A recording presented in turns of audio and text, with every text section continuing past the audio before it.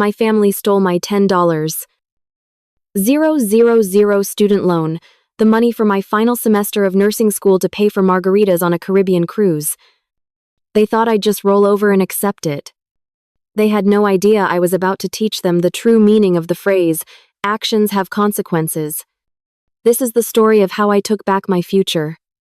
If you believe that betrayal has a price, make sure you subscribe and hit the bell so you don't miss an update. The final 60 miles of the 6-hour drive from Chicago always felt the longest, a monotonous stretch of I-80 that seemed to actively resist my return to Ohio. It's where the city's concrete tendrils finally let go, leaving you in a vast, quiet expanse of dormant winter fields under a heavy gray sky. Usually, this part of the drive filled me with a familiar, melancholy scene, a sense of receding from the vibrant life I was building for myself. But this time was different. A current of genuine excitement hummed just beneath my skin, a feeling so unfamiliar it was almost startling. Christmas. I was almost home for Christmas. My beat-up Honda Civic, which usually smelled faintly of antiseptic hospital soap and stale coffee, was filled with the scent of cinnamon from a festive air freshener I'd clipped to the vent. Christmas carols played softly from the radio, and I found myself humming along, a real, unforced smile on my face. My mind was already there. Back in the warm, noisy chaos of my family's house, I could practically smell the rich aroma of Mom's honey-baked ham dueling with the sharp, clean fragrance of the oversized Fraser fur Dad always insisted on cramming into our living room. I could hear the layered sounds of our life, my dad. Frank, groaning dramatically whenever his Cleveland Browns fumbled. My mom, Brenda, bustling in the kitchen, her bracelets jangling. My brother, Tyler, and sister, Brittany, locked in some pointless, theatrical argument over the TV remote. And at the center of it all, a quiet anchor in our storm, would be my grandmother, Evelyn. She'd be in her worn, floral armchair, a novel resting in her lap, her knitting needles clicking with a steady, peaceful rhythm that was the true soundtrack of our home. This Christmas felt like a finish line. For 4 years, my life had been a carefully calibrated balancing act. Nursing school was a beast. A relentless cycle of lectures, clinicals, and exams designed to break you. To pay for it, I worked 2 jobs slinging mediocre coffee to tired commuters in the early mornings and stocking shelves at a 24-hour pharmacy late at night. Sleep was a luxury. A social life was a myth. My world had shrunk to the size of a textbook, a hospital ward, and the cramped studio apartment I could barely afford. But the end was in sight. 3 more months. 1 final practicum. And I would be Joanna, RN. The $10,000 student loan I'd taken out was the last piece of the puzzle. The key that would unlock the final semester. It sat in my bank account. A sacred, untouchable sum that represented the culmination of every sacrifice. That money was more than currency. It was my future. My independence. My ticket out of the financial instability that had plagued my family for as long as I could remember. That's why this year's gifts, packed so carefully in the back of my car, felt so important. They were a declaration, a promise. For Mom, a vintage turquoise brooch I'd found at a flea market. It looked exactly like one she'd lost years ago. A piece she inherited from her own mother that she still talked about with a wistful sadness. For Dad, Arare. Signed first edition of a sci-fi novel we'd read together when I was a kid. A relic from a time when he had more dreams than debts. For Tyler, the newest noise-canceling headphones to block out the world while he worked on his music. And for Brittany, a sleek leather wallet from a brand she was obsessed with, Something she'd never buy for herself but would show off to all her friends. But Grandma Evelyn's gift was my masterpiece. I'd spent nearly a month of my spare moments secretly borrowing her old photo albums. I carefully scanned every single picture, digitally restoring the ones that were cracked and faded. Sepia-toned portraits of ancestors I'd never met. Blurry black and white snapshots of my mom as a little girl. Awkward school photos of myself with missing teeth. I'd loaded a lifetime of memories onto a digital frame. It was our history. It was everything. The familiar exit ramp for my hometown appeared, and I felt that final pull of homecoming. The town was dressed in its understated Christmas best. Simple green wreaths on the lampposts. A string of colored lights around the town square gazebo. It was unchanging. Predictable. And as I turned onto my own street, my heart swelled with anticipation for the warmth and light I knew was waiting for me. Except it wasn't. Even from a block away, I saw it. A void. Every other house on the block was a cheerful beacon against the encroaching twilight, glowing reindeer on lawns. Warm yellow light spilling from windows. Our house, number 214, was a black hole. A dark, silent silhouette. Not a single festive light. Not even the tacky, light-up plastic snowman Dad always put by the mailbox. A cold spike of unease pierced through my cheerful mood. It was probably nothing. A fuse must have blown on the outdoor circuit. That happened all the time. But even so, the windows were dark. Were they out? A last-minute trip to the mall, I glanced at the driveway as I pulled in. Dad's old, rust-pocked Buick was sitting right in its spot. They were home. I cut the engine. The silence that filled the car was sudden and absolute. It felt heavy. Wrong. I got out. And the frigid December air felt sharper than it had moments before. My boots made a lonely crunching sound on the frosty lawn as I walked to the front door. I fumbled for my key. My fingers suddenly clumsy in the cold. And pushed the door open. Hello. My voice was swallowed by the cavernous silence. I'm home. Nothing. The air inside was still and frigid, carrying the faint, musty scent of a house that's been closed up for too long. My eyes darted to the corner of the living room where the Christmas tree should have been. It was empty. The mantelpiece was bare, stripped of the stockings that had hung there every year of my life. The whole house felt sterile, impersonal, as if strangers had packed up all our joy and moved out. A low, mechanical hum emanated from the back of the house, and I felt a flicker of hope. Someone was here. Mom, Dad, I called, my voice trembling slightly as I walked through the dining room and into the kitchen. Grandma? Joanna? In here?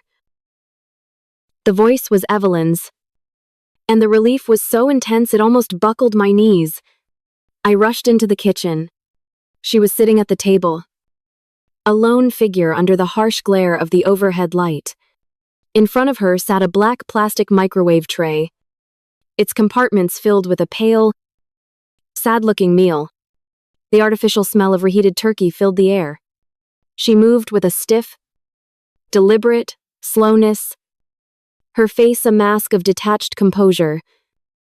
But her eyes held a deep, bruised weariness that frightened me more than the empty house. Grandma, what's going on? Where is everyone? The words tumbled out in a panicked rush. Why is it so dark? Did something happen? She took a slow bite of mashed potatoes, chewed, and swallowed before speaking. She didn't look at me. Instead, she lifted her fork and pointed it, like a trembling finger, toward the refrigerator. Taped to the gleaming stainless steel door was a single sheet of notebook paper, torn hastily from a spiral. It was covered in my mother's familiar, loopy cursive. My feet felt like lead as I crossed the floor. A terrible premonition washed over me. Cold and sickening. I pulled the note down, my fingers feeling strangely disconnected from my body. I read it. Then I read it again. The cheerful, thoughtless words stabbing at me one by one. Dearest Joanna. Surprise and amazing. Last-minute deal for a Caribbean cruise came up, and we just couldn't pass it up. It was a sign we left this morning. We had to use your loan money to book it. But we'll pay you back as soon as we can. Think of it as a family Christmas gift. Grandma's hip has been acting up, so she couldn't come. Please take good care of her while we're gone. We'll be back in 10 days. Lots of love. Mom. Dad. Tyler. Leave. The paper trembled in my hand. It didn't feel real. The words were there, but they were impossible. A family Christmas gift. My loan money. The $10,000 for my tuition. My exams. My license. The foundation of my entire future. A dull roaring started in my ears. As if on cue. My phone vibrated in my pocket. A notification. I pulled it out with a shaking hand that didn't feel like my own. Instagram. Brittany tagged you in a photo. I tapped the screen. The image that loaded was a violent assault of color and light. There they were, all four of them, huddled together on the sun-drenched deck of a cruise ship. A vast expanse of impossibly blue ocean behind them. They were all grinning, mouths wide in laughter, holding ridiculous-looking cocktails garnished with pineapple wedges and tiny umbrellas. My mom's face was tilted toward the sun, her eyes closed in bliss. My dad had his arm around her, a goofy, carefree smile on his face. They were wearing new clothes. They looked happy. They looked free. The caption, written by my mother, was a final twist of the knife. Surprise Christmas getaway. Sometimes you just have to treat yourselves. Feeling so blessed. Number, family number, Caribbean number, YOLO. Blessed. The word echoed in the silent. Cold kitchen. A wave of nausea washed over me. Hot and acidic. I looked from the vibrant, mocking photo to my grandmother. Alone at the table with her pathetic meal. Abandoned because of a phantom pain in her hip. The phone slipped from my nerveless fingers and hit the linoleum floor with a sharp crack. The sound broke the spell. The room tilted. I stumbled back against the kitchen cabinets, my breath coming in ragged gasps. They stole it. I whispered. The words a puff of air. They stole everything. My legs gave out. I slid down the smooth surface of the cabinets until I was a heap on the floor. The cold of the tile seeping through my jeans, the weight of every 16-hour workday. Every sleepless night spent memorizing anatomical charts. Every lonely meal eaten out of a vending machine came crashing down on me. It was all for nothing. It had all been erased to pay for their margaritas. A dry, wrenching sob tore itself from my chest, raw and animalistic. I felt a presence beside me and then a hand on my shoulder. I expected a gentle, comforting touch. But this was different. Grandma Evelyn's grip was firm, her fingers digging into my shoulder with a surprising strength. It wasn't a gesture of pity, it was an anchor. I looked up at her through a blur of tears. The weary resignation in her eyes was gone. In its place was something I had never seen there before, a cold, hard fire. A glint of polished steel. They didn't just take your money. Joanna, she said, her voice quiet but carrying an immense weight that cut through my grief. They've been taking from us for years. This was just the last time. They declared war. And we are not going to lose this war. Her words hung in the air. extinguishing the chaos in my mind and replacing it with a startling clarity. I stared into her furious, determined eyes and saw my own reflection. The crying stopped. My breathing steadied. She held my gaze. And in that shared look of betrayal and resolve, a silent pact was formed. This was not a tragedy. This was a call to arms. Tomorrow, she said, her voice leaving no room for doubt or despair. We start planning. Sleep didn't come that night. It felt more like a temporary shutdown. A few hours of dark. Dreamless oblivion, before my body forced my eyes open again. The first light of morning was a weak, watery gray filtering through the kitchen window, turning everything into shades of ash. My neck was stiff from where I'd eventually fallen asleep on the lumpy living room sofa. A thin Afghan pulled up to my chin. The house was utterly still. The silence a heavy blanket over everything. For a moment, just one blissful, disoriented moment. I forgot why. Then the memory of the note, of the smiling photograph, of my grandmother's face, crashed back into me. The hollow space in my chest reopened, vast and aching. But beneath the grief, something else remained from the night before the cold. Hard ember of resolve that Evelyn's words had ignited. I pushed myself off the sofa and walked back into the kitchen, expecting to find it as I'd left it, cold and desolate. Instead, I was met with the rich, life-affirming aroma of freshly brewed coffee and the warm, sweet scent of malted batter. Grandma Evelyn was already there, sitting at the table as if she were the CEO of a company about to execute a hostile takeover. She was dressed not in her usual soft housecoat, but in a pressed blouse and slacks. Her silver hair was neatly pinned back. In front of her, the kitchen table had been transformed into a command center. A laptop was open, its screen glowing. A stack of fresh notepads and several pens were arranged in a perfect, orderly line. And next to them, a plate of golden brown waffles sat waiting for me, steam gently rising from their crisp surface. The sight was so jarringly normal, so profoundly at odds with the wreckage of my emotions, that I just stood there, speechless. "Eat," she said, her voice clear and firm. It wasn't a suggestion. "We have a long day ahead of us. We need to be sharp." I sat down numbly and picked up a fork. The waffle tasted like nothing. Sawdust in my mouth. But I forced myself to eat. Bite by mechanical bite. As I did, my grandmother watched me, her gaze steady. There was no pity in her eyes. Only a quiet, fierce pragmatism. The grief was a luxury we couldn't afford right now. When I had finished the last bite, she nodded once, as if I had passed some sort of test. "Good," she said. "Now, the first thing you need to understand, Joanna, is that this is not about one mistake. This is about a pattern." She stood up and left the kitchen. I heard her footsteps on the old wooden stairs, then the soft creak of her bedroom door.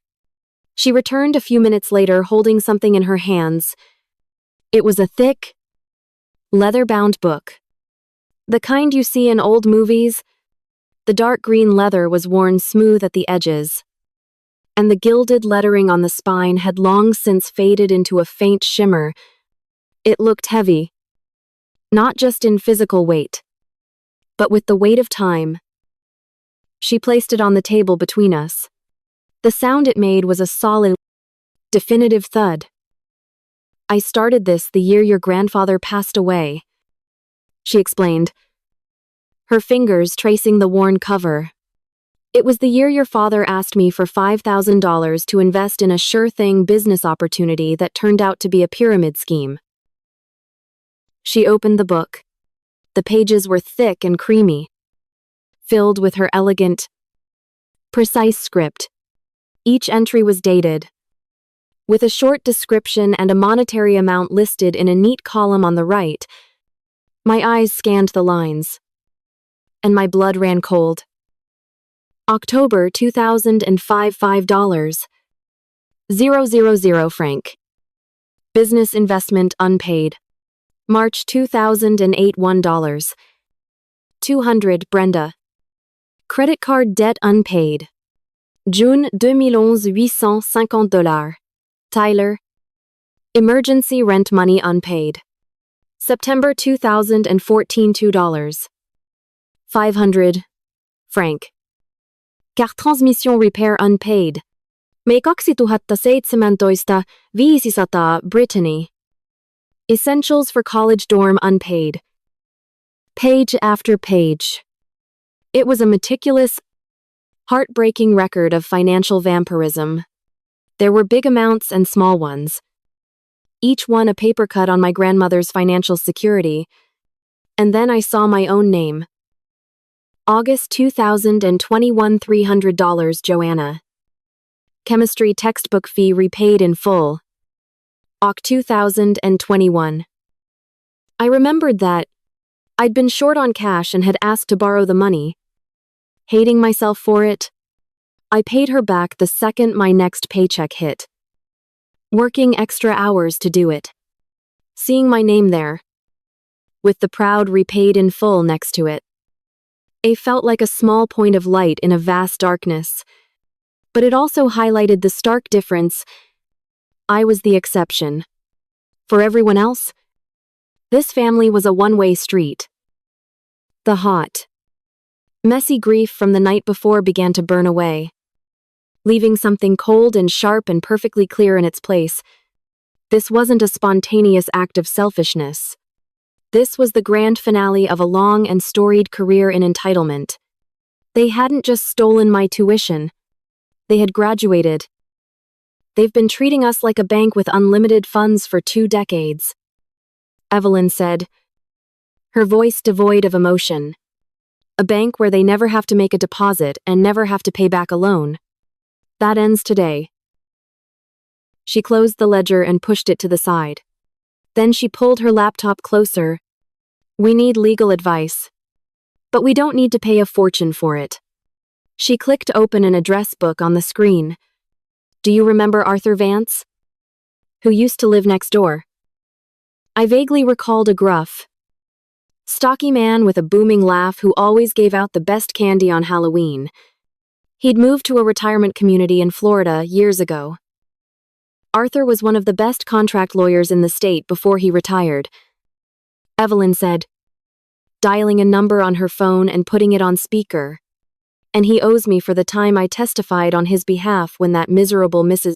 Henderson tried to sue him over his oak tree. The phone rang twice before a gravelly voice answered. Evelyn, what trouble are you stirring up now? Less than you'd think. Arthur. But more than I'd like. She replied smoothly. I need your brain for a few minutes. I'm with my granddaughter. Joanna. We have a situation. For the next 10 minutes, with me occasionally chiming in to clarify a detail, my grandmother laid out the entire story with the dispassionate clarity of a detective reading from a case file. The stolen loan, the cruise, the note, the Instagram post. When she finished, there was a long silence on the other end of the line. The vultures. Arthur finally growled, the word crackling over the speaker. I'm not surprised. Evelyn. I'm just sorry. So, what do you want to do? Sue them? We could. But it'll be slow and messy, and they'll whine and cry and play the victim the whole way through. No. Evelyn said firmly. I want something faster. Something cleaner.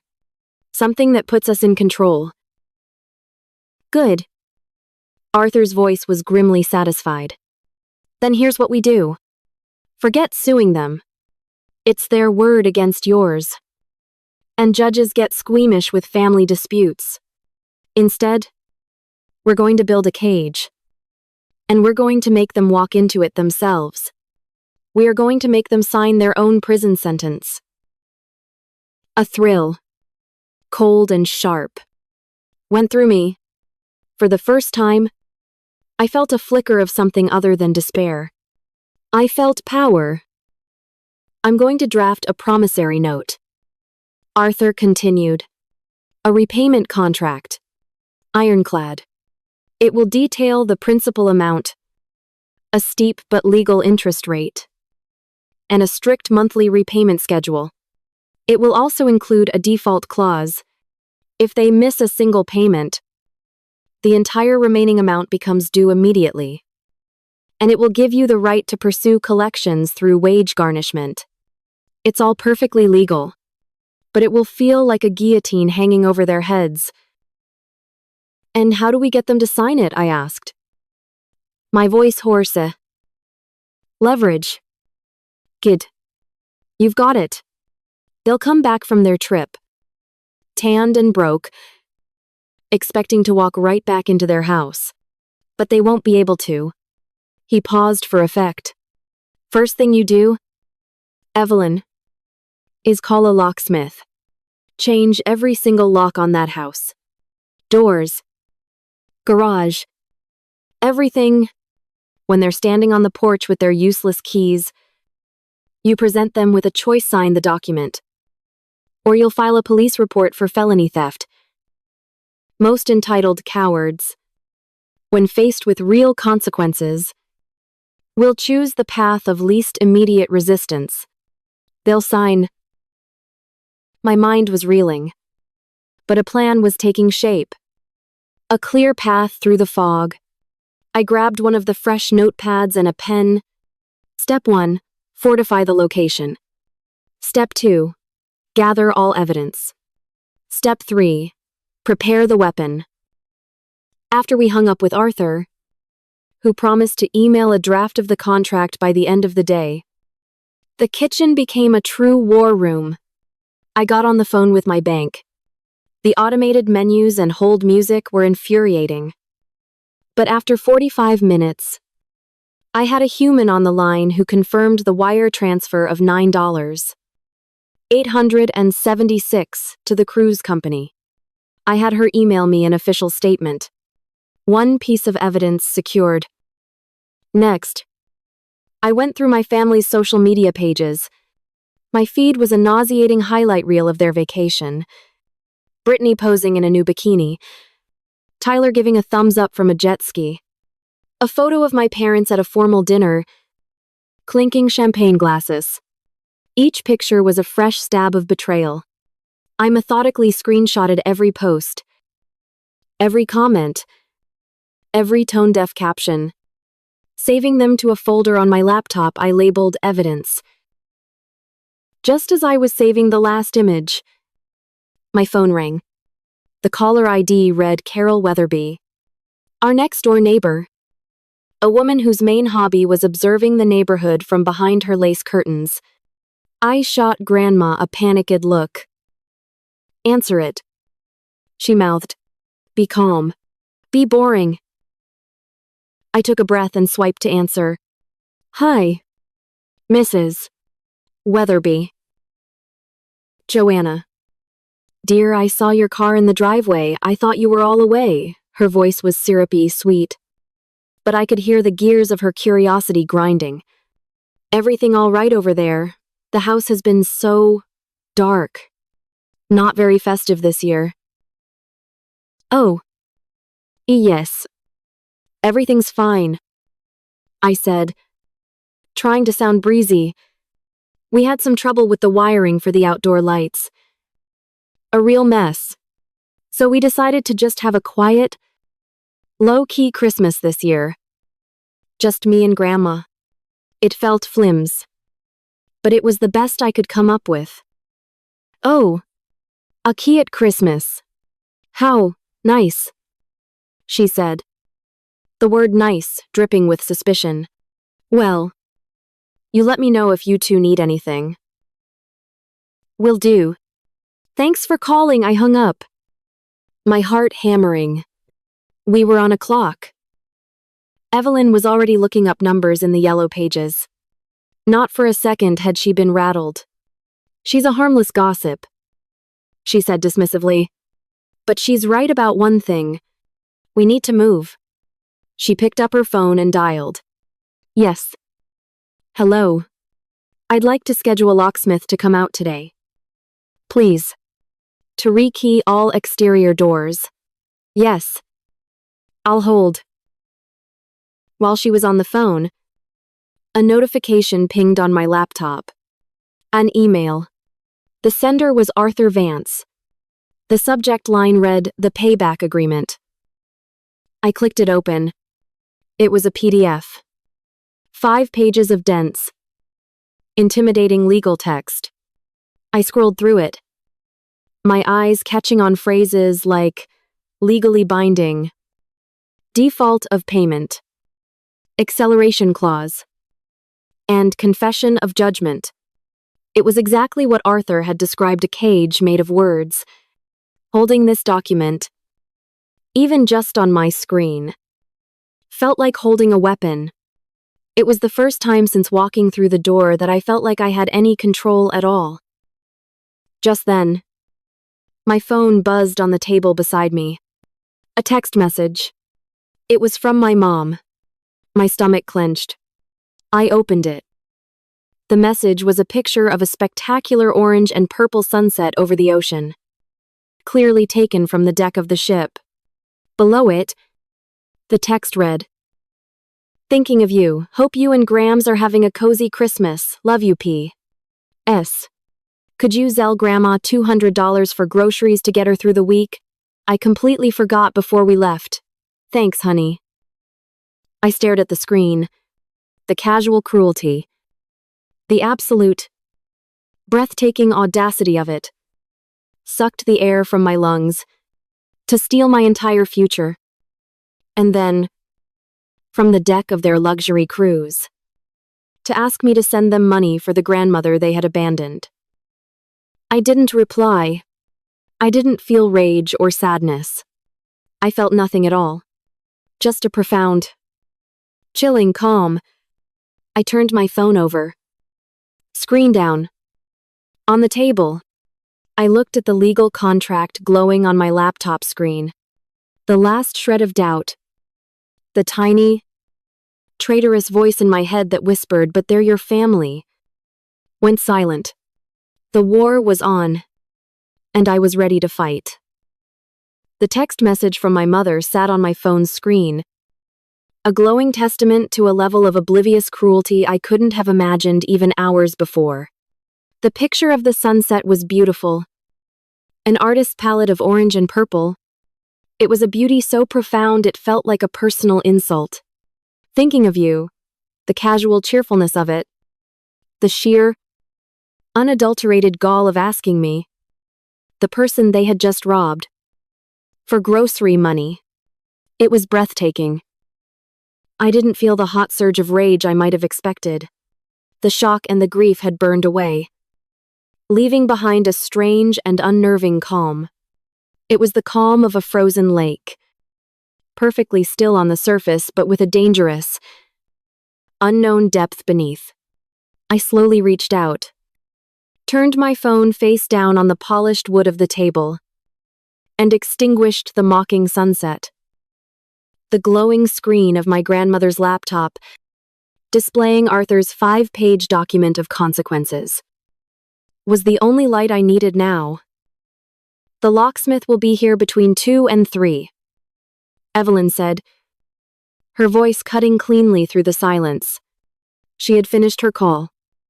Her part of the plan executed with the same no-nonsense efficiency she applied to everything from baking a pie to dismantling a family's delusions. That gives us a few hours.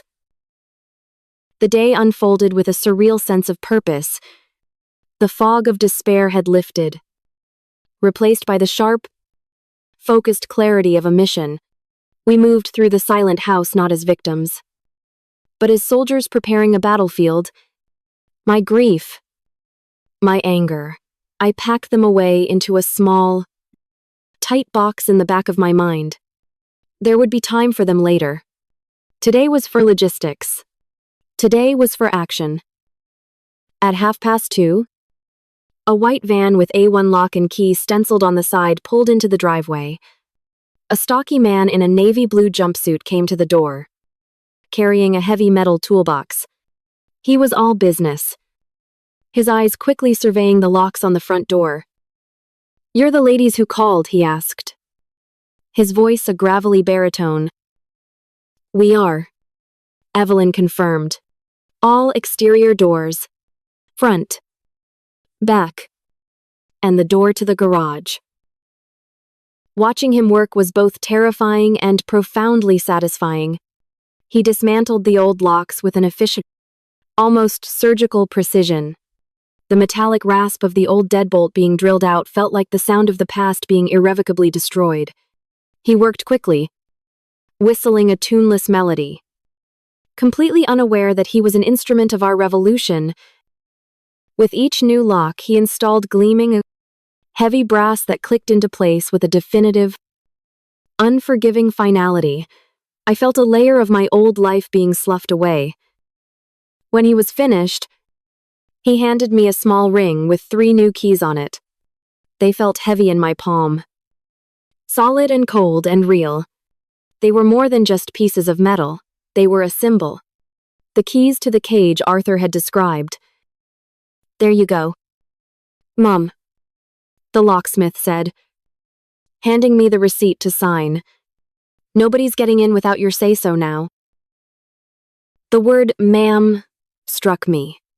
He saw me as the authority, the person in charge of the house, and in that moment, I realized the transfer of power was no longer just a plan, it was a physical reality.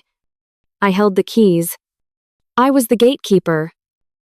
After he left, our next package arrived. I had placed a same-day delivery order that morning. I opened the box on the kitchen table and pulled out the small, sleek piece of technology inside. A video doorbell. It was glossy black plastic, with a single, unblinking camera lens that looked like a cyclops' eye. The installation was surprisingly simple. Within 20 minutes, it was mounted next to the new lock on the front door, and I had the corresponding app downloaded on my phone. From now on, my phone, the very device that had delivered the news of their betrayal, would be my eyes and ears. It would be my first line of defense. Our next step was less dramatic but equally important. Evelyn, armed with a stack of old utility bills, sat down at the kitchen table while I stood by with a notepad. For the next 2 hours, we methodically called every company that provided a service to the house. The gas company, the electric company, the water department, the cable and internet provider. The process was a uniquely American form of torture, a labyrinth of automated menus, tinny hold music, and cheerful, unhelpful recordings. But with a grim, patient determination, Evelyn navigated it all. With each call, the story was the same. She was the owner of the property. She explained in a calm, authoritative voice. And she needed to become the primary account holder and add a new security password to the account. Call by call, we seized control. We were cutting off every string they might have tried to pull. Every avenue of retaliation. They wouldn't be able to call and have the power shut off out of spite. They wouldn't be able to access any part of the life they had so casually abandoned. It was during this administrative purge that I made a discovery. My mother had asked me to sort through a pile of mail that had accumulated on the entryway table. It was mostly junk flyers, catalogs, take-out menus. But at the bottom of the pile were several official-looking envelopes, a credit card statement for my mother, another for my father. Both were stamped paste due in stark red ink. Curiosity got the better of me. My hands trembled slightly as I slid a butter knife under the flap of my mother's bill. The number at the bottom of the page made my stomach drop. She was nearly maxed out. with a balance of over $9,000. My father's was even worse. Well over $10,000. Together, they were drowning in nearly $20,000 of high-interest consumer debt, not including the car payments or the mortgage. The cruise wasn't a splurge. It was an act of profound, disperate delusion. They weren't just irresponsible, they were completely untethered from reality, financing a fantasy life on a mountain of debt while stealing from their own daughter to keep the party going. The discovery didn't soften me. It hardened me. It made the contract in my email feel even more necessary, even more righteous. But it also planted a cold seed of fear in my gut. How could they possibly pay me back when they were already so far underwater? The thought was terrifying. But I pushed it down, one battle at a time. As evening approached, we began to prepare the room. The living room, usually a cozy space cluttered with family photos, throw pillows, and stacks of magazines, needed to be transformed. We worked in silence, stripping it of all its warmth. We took the photos off the mantelpiece and packed them in a box. We folded the soft afghans and put them away. We cleared everything off the coffee table, wiping it down until it shone under the lamplight. It no longer looked like a living room. It looked like a sterile, impersonal boardroom, or an interrogation room. I went to the small desk in the corner of the room and printed out 5 copies of Arthur's repayment agreement. The printer hummed, spitting out page after page of dense legal text. I put each 5-page document into a separate manila folder. Then, I printed out the bank statement, showing the wire transfer, and the screenshots from their social media pages. The images of their smiling, sun-kissed faces looking obscene and grotesque under the harsh light of the desk lamp. We laid everything out on the coffee table. A neat row of manila folders. A tribunal. The house was ready. We were ready. All that was left was to wait.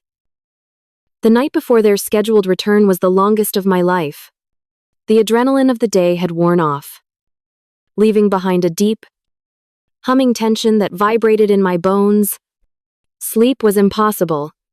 I sat with Evelyn in the darkened living room, the space now feeling alien and imposing. We didn't talk much. There was nothing left to say. We were 2 soldiers in a trench, waiting for a battle we knew was inevitable. We drank chamomile tea. The warm steam, a small, fleeting comfort in the cold, quiet house. A bond had been forged between us in this strange crucible of betrayal, a silent understanding that ran deeper than words. We were no longer just grandmother and granddaughter. We were allies. The next afternoon, it happened. I was in the kitchen, staring blankly out the window at the gray, unforgiving sky, when my phone, sitting on the counter, emitted a sharp, electronic chime. The motion sensor on the video doorbell had been activated. My heart leaped into my throat. I grabbed the phone, my thumb swiping to open the app. The live feed flickered to life. A large airport shuttle van was parked at the curb. The side door slid open, and they emerged, one by one, like actors stepping onto a stage. They were tanned, laughing, laden with luggage and tacky souvenirs.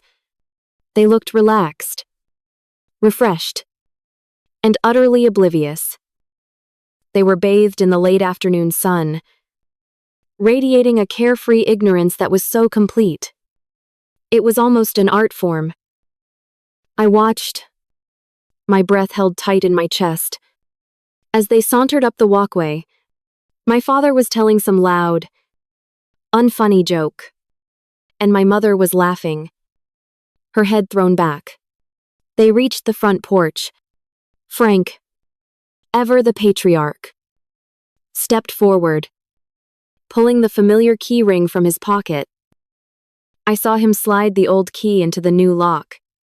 I watched him try to turn it. I saw the flicker of confusion on his face when it wouldn't budge. He pulled it out, stared at it as if the key itself had betrayed him, and tried again, jiggling it with more force. Nothing. The scrape of metal on metal was a sound of absolute finality. What the hell? I heard his voice, tinny and distant through the phone's speaker. Brenda. The key's not working. Don't be ridiculous. Frank, you're putting it in upside down, she said, stepping forward to try her own key. It met the same resistance. Her smile faltered, replaced by a look of impatient annoyance. Tyler pushed past them and tried his key. With the same result. The laughter was gone now, replaced by a tense, confused silence. Then the escalation began. Tyler, ever the hothead, balled his hand into a fist and started banging on the door. Hello, Joanna. Grandma, is anyone home? The key's not working. My mother pulled out her phone. A second later, my own phone began to vibrate violently on the countertop next to me. Her name flashing on the screen. I watched it jump and buzz. A frantic digital heartbeat. I didn't move. I let it ring until it went to voicemail. Her face, seen through the fisheye lens of the camera, was contorted with frustration. She tried calling again. Again. I let it ring. The banging on the door grew louder, more frantic. Frank's voice joined in. Louder now, laced with anger. Joanna Evelyn, we know you're in there. What the hell is going on? Open this door right now. The sound was a dull, rhythmic thudding that vibrated through the floor. The siege had begun. I looked up from my phone and met my grandmother's eyes across the quiet kitchen. Her face was calm, her expression resolute. She gave me a single, slow nod. It was time. I took a deep, steadying breath, the air feeling cool and sharp in my lungs. My heart was a wild drum against my ribs, but my hands were perfectly steady. I stood up from the table, my chair scraping softly against the floor, and started walking toward the sound of my family demanding to be led into a house that was no longer their home. Every step I took down the hallway felt amplified. Each footfall a drumbeat counting down to the confrontation. The furious pounding on the front door grew louder. Affrontique. Chaotic rhythm that vibrated through the floorboards and up my legs. Through the wood, I could hear my father's muffled shouting, his anger a blunt instrument against the new, unyielding locks. My own heart hammered against my ribs, a wild counterpoint to the assault on the door. But beneath the fear, the cold, clear purpose from the day before held firm. I was no longer the girl who would have crumpled in the face of this rage. I was the gatekeeper. I reached the entryway and stood for a moment, taking one final, steadying breath.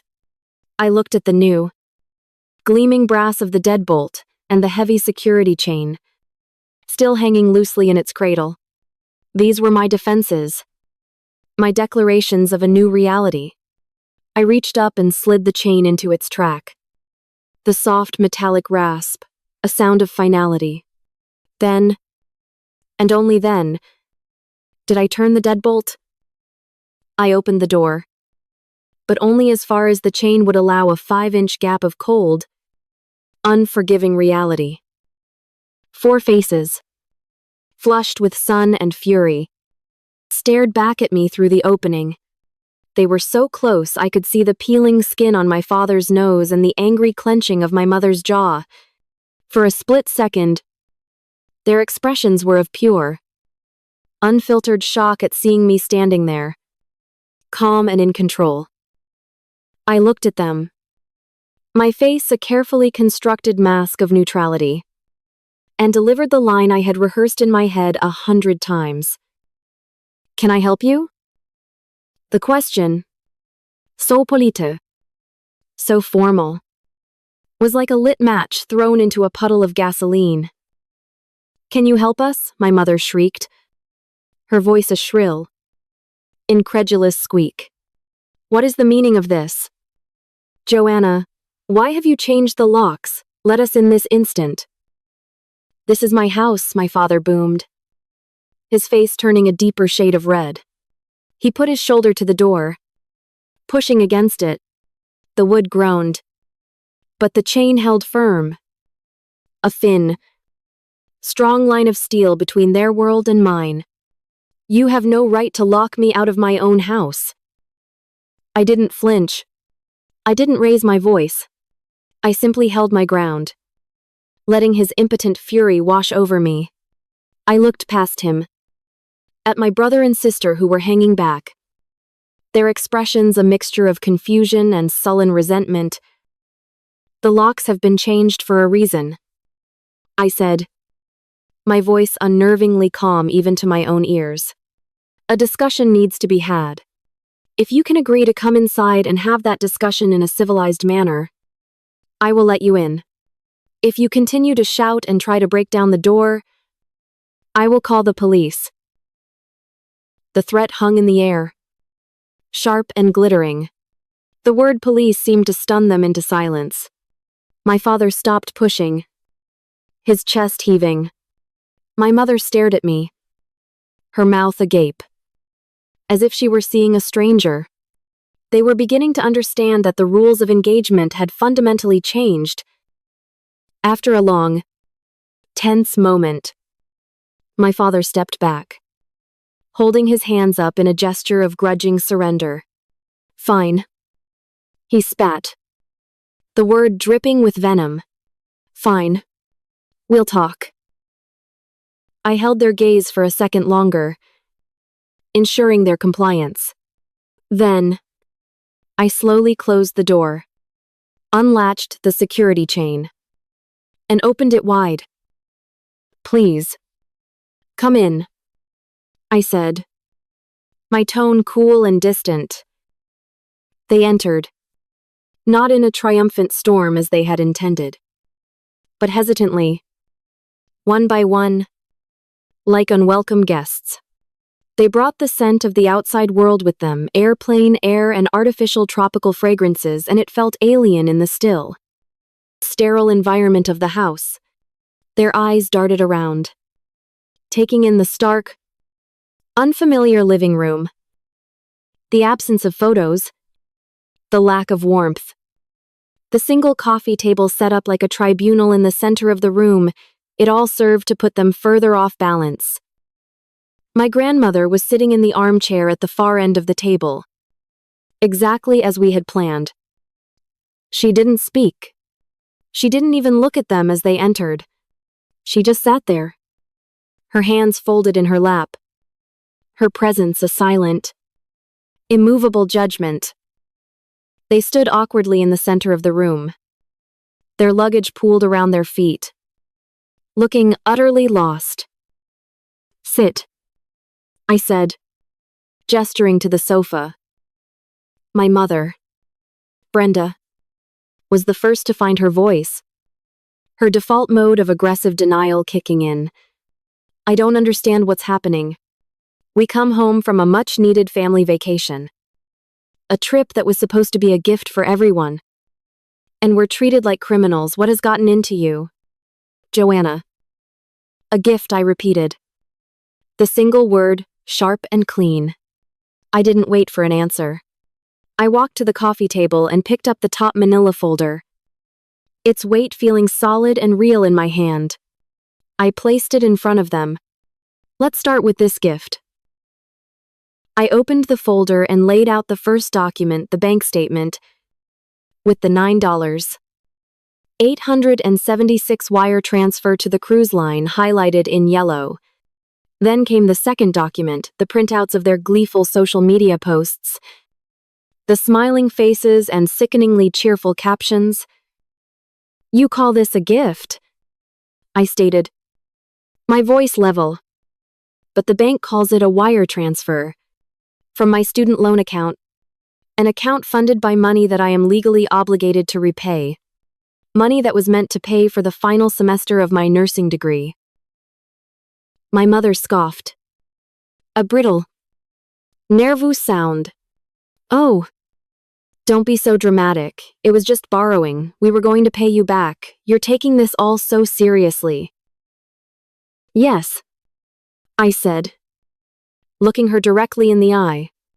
I am. I take my future seriously. This is ridiculous. My father blustered. Stepping forward. It's family money. We're a family. We help each other out. You have no right to stand here and lecture us after everything we've done for you. Everything you've done for me, the question hung in the air. I let it sit there for a moment before I picked up the final document from the folder. Which brings us to this. This is a repayment contract. It details the full amount you took. Plus interest. It outlines a monthly payment schedule.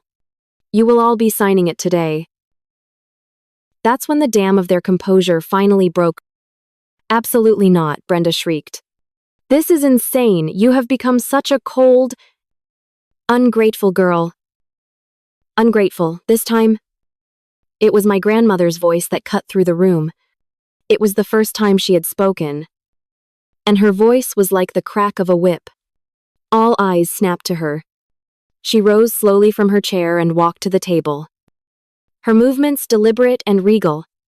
She was holding the heavy, leather-bound ledger. She placed it on the table. It landed with a soft, heavy thud that seemed to echo in the silent room.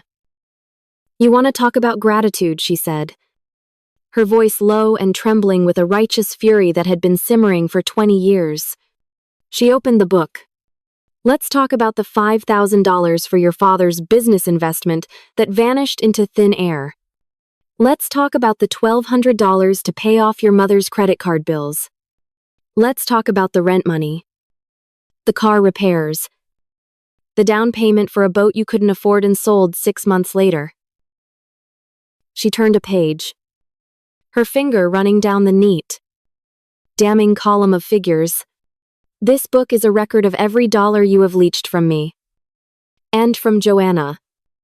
For the last 2 decades, this $10,000 wasn't a mistake. It wasn't borrowing. It was the culmination of a lifetime of taking. And it was the last time she fired the Chekhov's gun. And the explosion blew their flimsy arguments to smithereens. They stared at the open book. At the meticulous record of their own selfishness. And for the first time, they had nothing to say. The blustering, the denial, the manipulation, it all evaporated, leaving behind only the ugly, naked truth. I let the silence stretch, letting the weight of her words press down on them. Then, I delivered the ultimatum.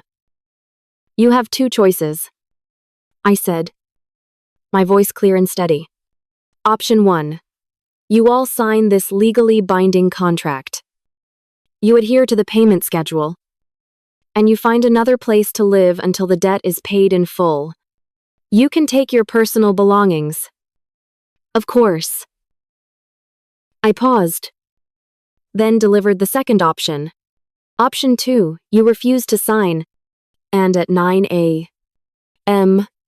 tomorrow morning, my grandmother and I will be at the police station with our lawyer, Arthur Vance, to file a report for felony grand theft. We have the bank records, the note you left, and your social media posts as evidence.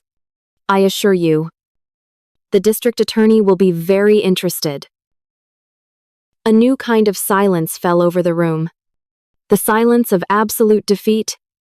I could see the calculations happening behind their eyes as they processed the reality of their situation. A difficult, humiliating repayment plan versus actual criminal charges. Lawyers.